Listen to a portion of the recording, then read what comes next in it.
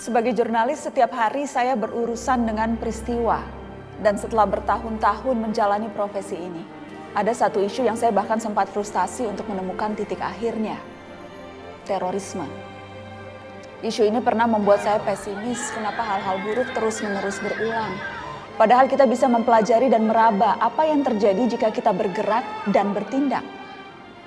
Karena terorisme tidak boleh menang. Ketakutan hanya akan menjebak kita pada pola berulang, memupuk siklus benci dan trauma yang tidak berkesudahan. Masih membekas di ingatan kita peristiwa bom Bali tahun 2002. Aksi teror bom bunuh diri pertama di Indonesia.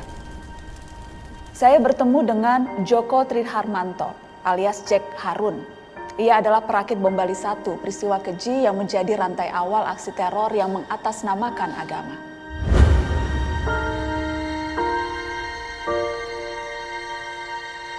Di waktu itu SMP ya, sekitar kelas 2, kemudian kakak saya udah SMA, kemudian diceritakan, tadi saya di waktu sekolah dilihatkan video umat Islam di Bosnia dibantai gitu. Yang dibawakan kan suara Islam, ini saudara kita dibantai, kita harus membela, kemudian negara ini tidak berpihak dengan kita harus berusaha melawan. Ekstremisme menyisakan trauma, namun trauma tak cuma datang dari konflik agama. Ini adalah cerita-cerita yang mungkin tidak akan pernah tuntas.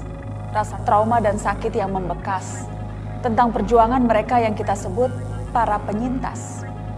Ronald Reagan adalah mantan tentara anak ketika terjadi konflik sektarian berkepanjangan di Ambon pada pertengahan 1999 sampai 2002. Apakah layak seorang anak berusia 11 tahun ada di sebuah konflik? Di saat anak lain menikmati masa kembang dengan tenang dan menyenangkan, kelereng dan bola sepak diganti molotov. Tak ada lagi permainan, hanya ada peperangan. Ronald berada di pusat konflik yang mau tak mau menyeretnya ke dalam pusaran menjadi seorang kombatan. Desingan peluru, molotov melayang, dentuman mortir dan kobaran api sudah menjadi makanan sehari-hari. Terlibat untuk selamat, tidak ada pilihan lain untuk Ronald. Banyak hal yang ia sesali ketika itu.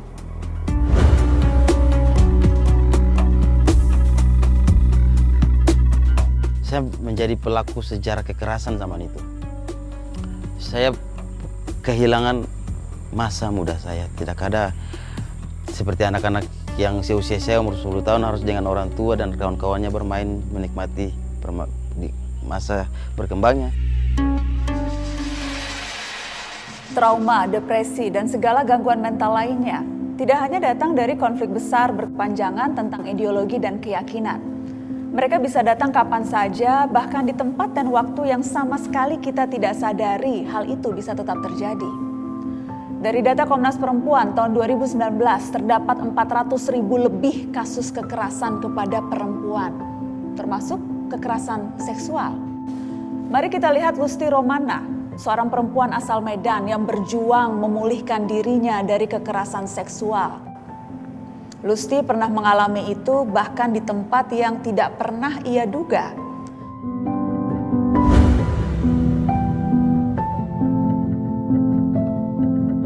Beberapa tempat saya pernah naik ke angkutan umum, kemudian di samping saya itu maaf kata ada orang yang onani. Di punggung saya itu ada pisau gitu kan, itu disematkan di pinggang saya gitu kan. Nah, kemudian saya harus menyaksikan dia untuk onani di samping saya. Kekerasan seksual yang terjadi pada perempuan bagaikan mimpi buruk yang akan selalu menghantui. Lusti memiliki ketakutan sendiri bahwa hal itu akan terjadi lagi. Perbedaan ada bukan untuk dibenci, perbedaan ada untuk saling mengeratkan. Menjadi bagian dari Indonesia Timur dengan karakter unik, membuat mereka sering dilihat sebelah mata. Sekarang saya tanya, apa yang kamu pikirkan jika melihat orang Papua? Orang Papua kerap dicap dengan stereotip sebagai orang yang keras, ganas, bahkan primitif. Jika itu semua yang terlintas di pikiranmu, maka kamu sudah terjebak dengan stereotip. Stereotip hanya akan memupuk trauma, dan label negatif yang ada justru malah makin memperparah keadaan.